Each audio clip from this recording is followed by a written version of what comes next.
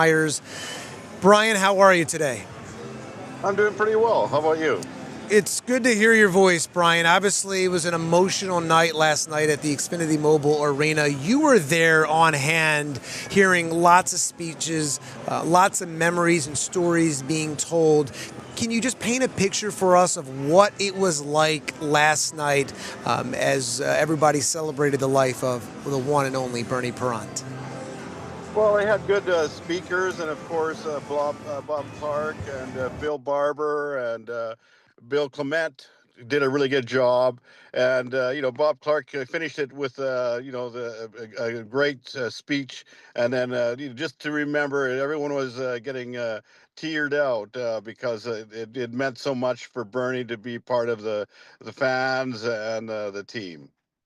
Yeah, and I love what Bob Clark said. He said, quote, "Until we join them, we will walk together forever." It was so powerful, Brian. I mean, I don't know how you did not shed a tear there. Yeah, well, that's Bob Clark. Like he's one of the greatest leaders all time. I learned from him when I came to the Flyers. I was really quiet my first couple of years, but then I really learned from him.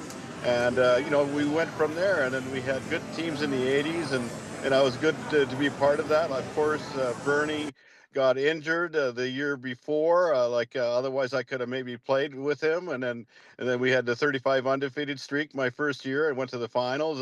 Good way to get started. But I love Bernie because he had a place in Avalon. We have a place in Seattle City, and then we live we lived in well, I live in Marker Island, Florida, and then he lived in Fort Lauderdale. But I don't know, that might change. But I was really close with him. I was the ambassador for the Flyers every home game with Bernie and myself before COVID, and so he treated me so well. Yeah, and Brian, I know you didn't play with him. You just missed him there as his career ended and yours started, but he's obviously been around the organization. He was around the organization all the time. What did you learn from Bernie? Even though you didn't play with him, what did you learn from Bernie Perrant about how to carry yourself potentially as an NHLer and what it means to be a Philadelphia Flyer? Well, he was such a good guy, and he was kind of regularly, everybody enjoyed him. Like he always had his Stanley Cup rings, and so he took pictures with that, where most of the kids were there, and the people loved it. But he always took pictures and signed autographs, and was good to the people, and that's what people remember.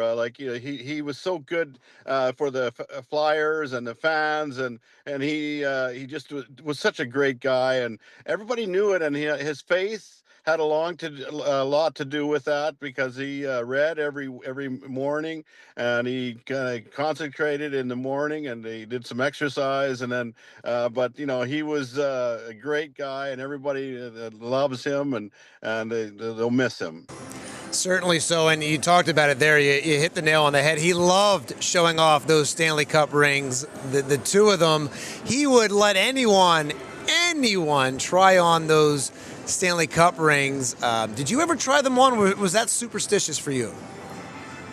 No, I didn't. But he'd always let me. But I was with him a lot of times, and so we kind of knew that we were close together. But it didn't really matter because I didn't win any Stanley Cups, but I was in 5 finals. But he knew that I was a good player, and he supported me for that. But he was good with people, and he made friends all the time. He gave back a lot of charities, a lot of the charities that I've been in part of. He's been part of that too, and so it made it special for everybody there that's trying to raise some money for other charities.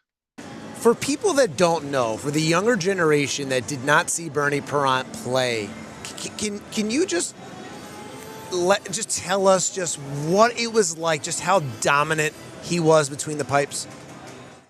Yeah, well, he played a lot of games for the Flyers. He only missed like 7 or 8 games in the one season, and but the Flyers had good teams, and they won the Stanley Cup in '74 and '75.